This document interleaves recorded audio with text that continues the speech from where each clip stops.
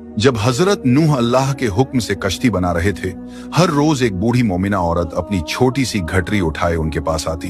वो कहती, ए अल्लाह के नबी, कश्ती कब रवाना होगी? हजरत नूह मुस्कुराकर फरमाते, अभी देर है, वक्त आने दो। वो औरत वहां बैठी रहती, पूरा दिन इंतजार करती, फिर शाम होते ही घर वापस चली जाती। यह सिलसिला कई दिनों तक चलता रहा।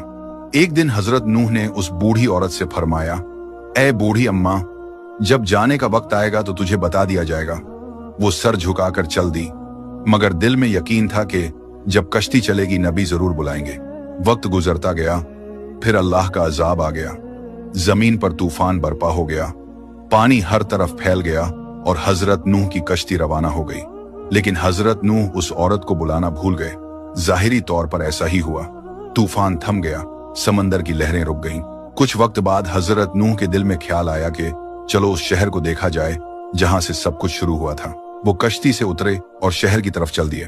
जब शहर पहुंचे तो देखा हर तरफ वीरानी और तबाही है, मगर एक कोने में एक झोपड़ी से रोशनी आ रही थी। एक दिया जल रहा था। हजरत नूह हैरान हुए, इतना बड़ा तूफान आया, सब कुछ डूब गया, लेकिन यह दिया कैसे जल रहा है? उन्होंने जोर से अल्लाहू अकबर कहा। झोपड़ी का पर्दा उठा।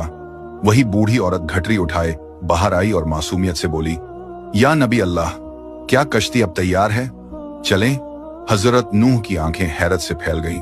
उन्होंने पूछा, ऐ बूढ़ी अम्मा, तुझे कुछ भी पता नहीं चला? औरत ने सादा दिली से जवाब दिया, क्या नहीं पता चला या नबी अल्लाह?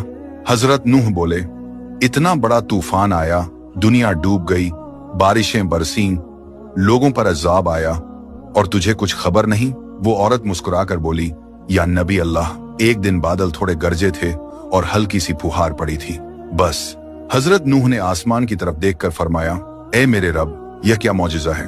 तब अल्लाह ताला ने उन पर वही नाजिल फरमाई, ए मेरे प्यारे नबी, इस औरत के दिल में तुम्हारी मोहब्बत थी और तुमने इससे वादा किया था कि जब कश्ती रवाना होगी तुम इसे ले चलोगे।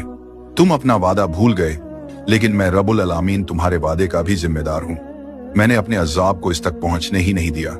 इसे एहसास तक नहीं हुआ कि कैसा अजाब आया और कब चला गया।